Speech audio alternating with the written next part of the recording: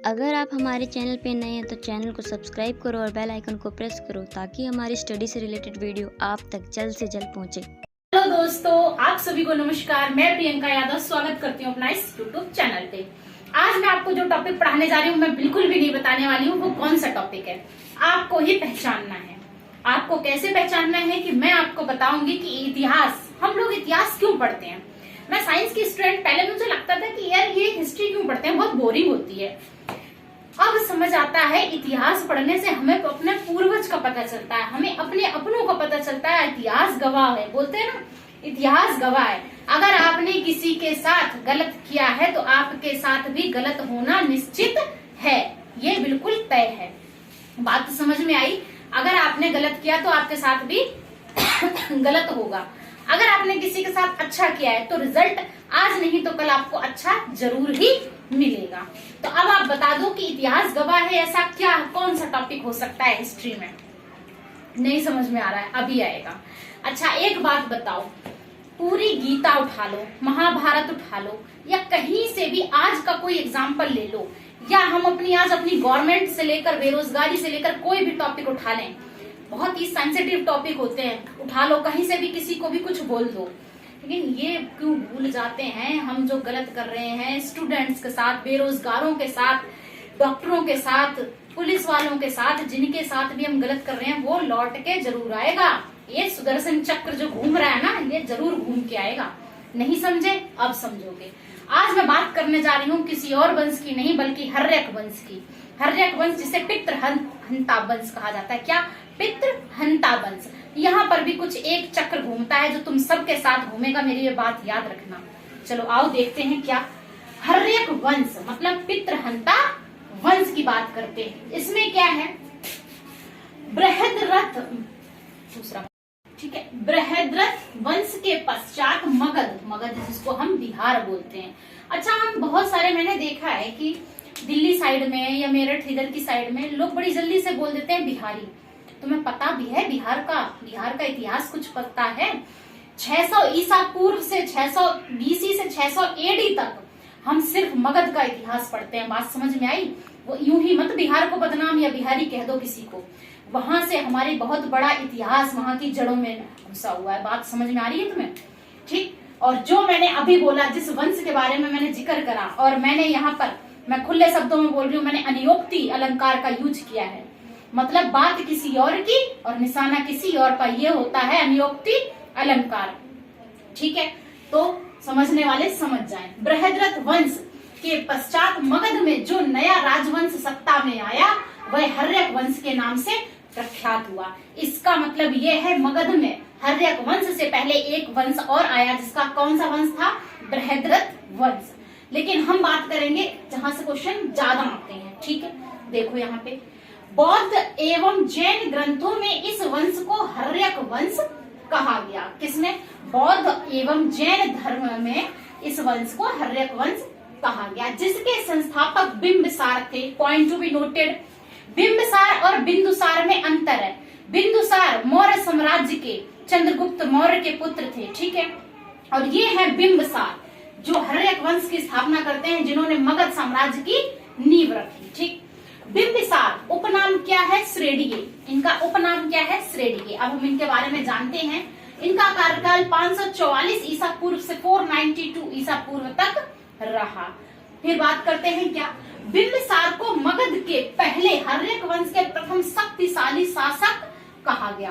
कहने का मतलब ये वो पहले, एक तो हर्यक वंश के संस्थापक और मगध की नींव भी इन्होंने रखी, और यही पहले शक्तिशाली राजा शासक हुए हैं।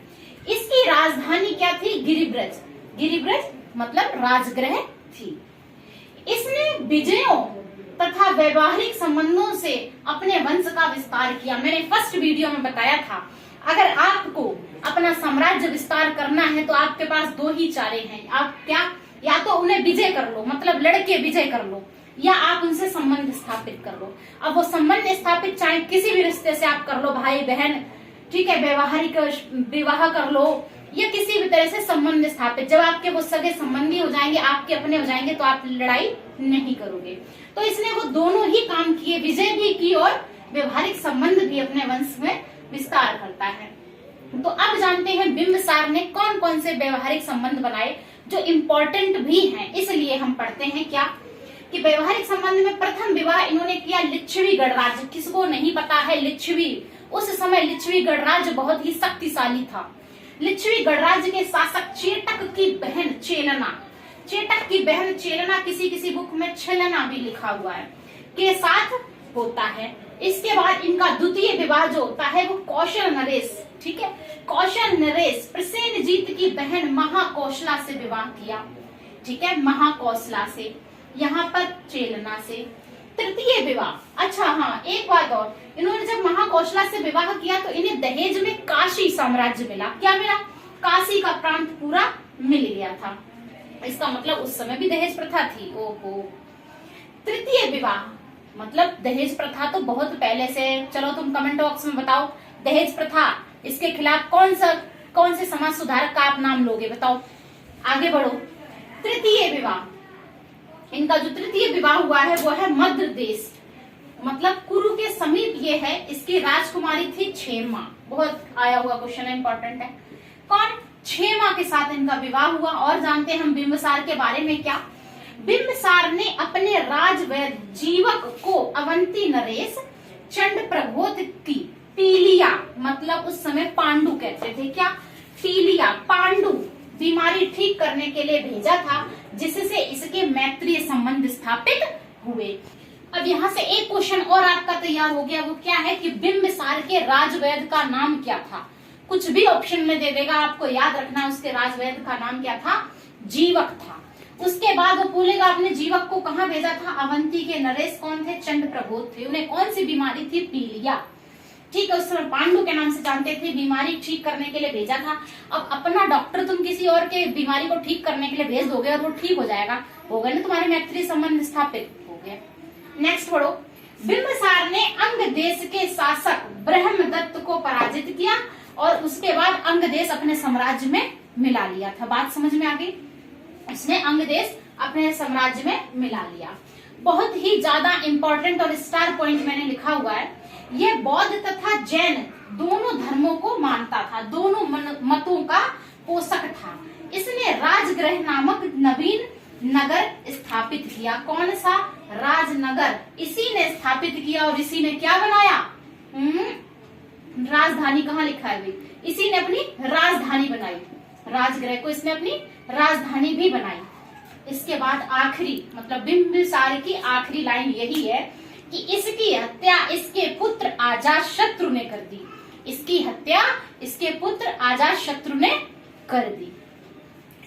अब रीजन चाहे जो भी रहा हो, हमें तो बस ये दिख रहा है ना कि इसने अपने पिता की हत्या कर दी, चाहे वो सत्ता हासिल करने का लालच हो या फिर उनका साम्राज्य जल्दी से हटाने का, खुद राजा बनने का, अपना नाम या गद्दी, पैसा, यही सब लालच होता है। वो सदियों से चला आ रहा है और आज भी चल रहा है। बात समझ में आ रही है? चाहे वो हो, लेकिन रिजल्ट क्या है कि इसने अपने पिता की हत्या कर दी। इतना बुरा समय है और उससे भी बुरा समय इस समय चल रहा है, जो ये समय चल रहा है। देखो, एक लेते हैं quick revision, exam point of view से बहुत ही ज्यादा इंपॉर्टेंट है। क्वेश्चन यहाँ से भर भर के आते हैं। जब भी बात की जाती है एंशिएंट इंडिया की तो यहाँ से क्वेश्चन आते हैं। मैं बात कर रही हूँ किसी और वंश की नहीं, किसकी? हर्यक वंश की, मतलब पितृहंता वंश की। इसका नाम ही मैंने दूसरा रख दिया, क्या? पितृहंता वंश। क्यों? क्योंकि इसका रीजन आपको अभी पता चलेगा। देखो, बृहद्रथ वंश के बाद मगध का जो वंश हुआ वो कौन सा हुआ? हर्यक वंश, जिसकी स्थापना कौन करता है? बिंबिसार जी करते हैं। अब बिंबिसार उस समय मगध के और पूरे इसके हर्यक वंश के प्रथम शक्तिशाली शासक बनते हैं। उसके बाद ये अपनी राजधानी जो है वो राजगृह बनाते हैं।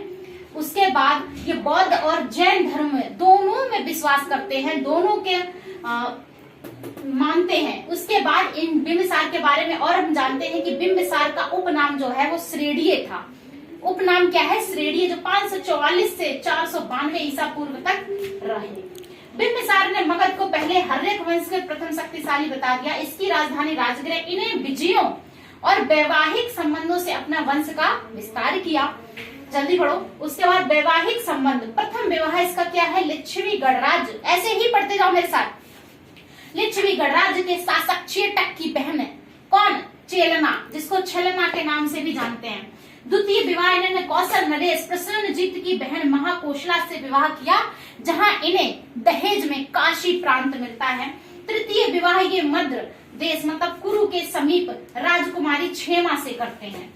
बिंबिसार ने अपना राजवैद जीवक, अपना राजवैद का नाम क्या हो गया, जीवक को अवंती नरेश चंड प्रबोध की पीलिया बीमारी ठीक करने के लिए भेजा था, जिससे इनके मैत्रीय संबंध स्थापित हुए। बिंबिसार ने अंग देश पर हमला किया, ठीक है। अंग देश के शासक बृहद्रथ को पराजित करके अंग देश अपने साम्राज्य में मिला लिया और अपने साम्राज्य का और विस्तार किया। यह बौद्ध तथा जैन दोनों मतों का पोषक था। इसने राजगृह नामक नवीन नगर बनाया। इसकी हत्या इसके ही पुत्र अजातशत्रु ने कर दी। हो गया याद? चलो अब उस हत्यारे शासक, यूं ही कहेंगे भाई, जो इंसान अपने माता पिता की हत्या कर सकता है, जो इंसान अपने माता पिता की अवहेलना कर सकता है, वो संसार में किसी का सगा नहीं हो सकता है। तो कुछ ऐसा ही हो रहा था अजातशत्रु के साथ। इसने अपने पिता की हत्या कर दी। तो अब हम जानते हैं क्या अजातशत्रु का शासन चलेगा। देखते हैं अजातशत्रु का कब से कब तक रहा। पहली बात, अजातशत्रु का उपनाम जो है वो कुड़िक है। ऑप्शन में आ जाएगा अजातशत्रु का उपनाम क्या था, तो आप क्या बताएंगे? कुड़िक। इसका शासन 492 ईसा पूर्व से 460 ईसा पूर्व था। कहते हैं अगर किसी का नेचर जानना है तो पहले उससे ये देख लो कि उसके माँ बाप के साथ संबंध कैसा है। बात समझ आ रही है?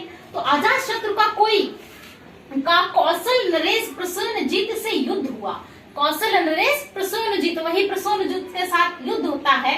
पहले तो प्रसेनजीत की हार हुई, परंतु बाद में समझौता हो गया। तो प्रसेनजीत के साथ अजातशत्रु का युद्ध होता है। प्रसेनजीत हार जाता है, लेकिन बाद में क्या होता है? समझौता हो जाता है इन दोनों में। उसके बाद प्रसेनजीत की बहन ने अपनी पुत्री बाजीरा का विवाह अजातशत्रु से कर दिया। तो अजातशत्रु की बीवी कौन हुई? बाजीरा, ठीक है। इसलिए ये पूरी बात बताई। अजातशत्रु ने लिच्छवी गणराज्य की राजधानी वैशाली को जीतकर मगध का साम्राज्य में स्थापित कर लिया, विस्तार कर लिया। तो इसका मतलब है अब इसमें वैशाली भी जुड़ गया, ठीक है, इसमें वैशाली भी जुड़ गया। अब मैं क्या बता रही हूँ कि एक स्टार पॉइंट, यह भी मतलब इसके पिता बिंबिसार भी क्या थे? बौद्ध और जैन मतों का पोषक था। मतलब दोनों ही जैन और बौद्ध को दोनों को मानते थे अपने पिता की तरह। इसके शासनकाल के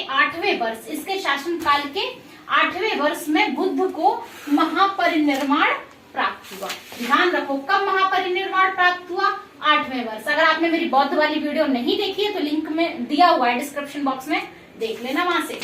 राजगृह में स्तूप का निर्माण करवाया। तो राजगृह में स्तूप का निर्माण किसने करवाया? अजातशत्रु ने करवाया। इसके शासन काल में राजगृह की सप्तपर्णी गुफा में प्रथम बौद्ध संगीति का आयोजन किया गया। तो कहने का मतलब क्या है? इसके शासन काल में राजगृह में जो सप्तपर्णी गुफा में क्या हुआ था? बौद्ध सम्मेलन हुआ था। कौन सा? प्रथम बौद्ध सम्मेलन या प्रथम बौद्ध संगीति इसके काल में होती है। इसकी हत्या इसके पुत्र उदयन ने कर दी थी। इसीलिए मैंने इस वंश को क्या बोला? पितृहंता वंश। अब समझ में आ रहा है मैंने वो क्यों बोला कि गलत के साथ गलत होता है। इसने अपने पिता की हत्या की और इसकी हत्या इसके पुत्र ने कर दी। क्या नाम है? उदयन ने। तो अब हम पढ़ेंगे उदयन को। 460 से 444 ईसा पूर्व उदयन नाम क्या है इसका? उदयभद्र। उदयभद्र उपनाम है। अच्छा, इन तीनों के उपनाम है। अजातशत्रु का उपनाम पूछा जा चुका है। उदयभद्र, ठीक है। उदयन ने गंगा और सोन नदियों के संगम पर पाटलिपुत्र या कुसुमपुर नामक नगर की स्थापना की तथा राजगृह से अपनी राजधानी स्थानांतरित की। अच्छा, राजगृह से इसने अपनी राजधानी कहाँ बना ली? पाटलिपुत्र, ठीक है। इसकी हत्या एक व्यक्ति ने छुरा भोंककर कर दी। इसकी हत्या एक व्यक्ति ने छुरा भोंककर कर दी। उदयन के भाई 3 पुत्र हुए। अनिरुद्ध, मुंडक और नागदशक ने क्रमवार राज्य किए, मतलब एक के बाद एक। पहले मुंडक, फिर ये अनिरुद्ध, मुंडक और नागदशक। फिर जनता ने पितृहंताओं को शासन से उतार दिया और शिशुनाग नामक एक योग्य आत्मज को राजा बनाया, जिसने शिशुनाग वंश की नींव रखी। ठीक, लेते हैं क्विक रिवीजन। क्या हर्यक वंश का हम पढ़ रहे हैं कि अजातशत्रु का कौशल नरेश प्रसेनजीत से युद्ध हुआ। पहले तो प्रसेनजीत की हार हुई और बाद में हो जाता है समझौता। उसके बाद वो अपनी पुत्री वजीरा का विवाह अजातशत्रु से कर देते हैं। अजातशत्रु ने लिच्छवी गणराज्य की राजधानी वैशाली को जीतकर मगध साम्राज्य भी अपने साथ इसका विस्तार किया, मगध साम्राज्य का विस्तार किया। भाई वैशाली और मिल गया, इसी प्रकार काशी पहले मिल गया, फिर वैशाली भी मिल गया, तो और बड़ा हो गया मगध का साम्राज्य विस्तार। ठीक है, ये भी बौद्ध और जैन मतों का पोषक था। उसके शासनकाल के 8वें वर्ष में बुद्ध को महापरिनिर्वाण की प्राप्ति होती है और राजगृह के स्तूप का निर्माण करवाया था इसी ने, अजातशत्रु ने। इसके शासन काल में राजगृह की सप्तपर्णी गुफा में प्रथम बौद्ध संगीति का आयोजन हुआ। इसकी हत्या इसके पुत्र उदयन ने कर दी। ठीक है, 460 से 444 में उदयन, जिसका उपनाम क्या है, उदयभद्र। उदयन ने गंगा और सोन नदियों के संगम पर पाटलिपुत्र या कुसुमपुर नगर की स्थापना की तथा राजगृह में अपनी राजधानी स्थानांतरित की। इसने अपनी राजधानी क्या कर दी, स्थानांतरित कर दी राजगृह से। अब क्या कर ली, पाटलिपुत्र। उदयन के 3 पुत्र हुए, अनिरुद्ध, मुंडक और नागदशक ने क्रमवार राज्याभिषेक किया। फिर जनता ने पितृहंताओं को गद्दी से उतार कर एक शिशुनाग नामक योग्य व्यक्ति को बैठाया गद्दी पर और उसने शिशुनाग वंश की नींव रखी। अब इससे आगे हम क्या पढ़ेंगे, शिशुनाग वंश। तो आज के मैंने इस छोटी सी वीडियो में आपको एक वंश पूरा कंप्लीट करा दिया, जिसका क्या नाम था, हर्यक वंश। अब यहाँ से कैसे कैसे क्वेश्चन बन सकते हैं, जैसे हर्यक वंश को और किस वंश के नाम से जाना जाता है, हर्यक वंश की स्थापना किसने की, हर्यक वंश के शासक बिंबिसार की हत्या किसने की, किस व्यक्ति को पितृहंता के नाम से जाना जाता है, बिंबिसारी के राजवैद्य का नाम क्या था, बिंबिसार का राजवैद्य जो जीवक था वो गया था किसकी पीलिया की इलाज करने के लिए गया था, और अजातशत्रु का उपनाम क्या है, अजातशत्रु के पुत्र का नाम क्या है, अजातशत्रु के पुत्र मतलब पौत्र उदयन के 3 पुत्रों का नाम क्या है, उन्होंने कहां कहां पर अपनी राजधानी बनाई। इस तरह के इन शॉर्ट बहुत सारे क्वेश्चन इस टॉपिक से बनाए जा सकते हैं। ओके, वीडियो को अगर पसंद आई हो तो प्लीज लाइक करना ना भूलें, मेरे चैनल को सब्सक्राइब करें और ज्यादा से ज्यादा लोगों तक पहुंचाएं। Okay, thank you.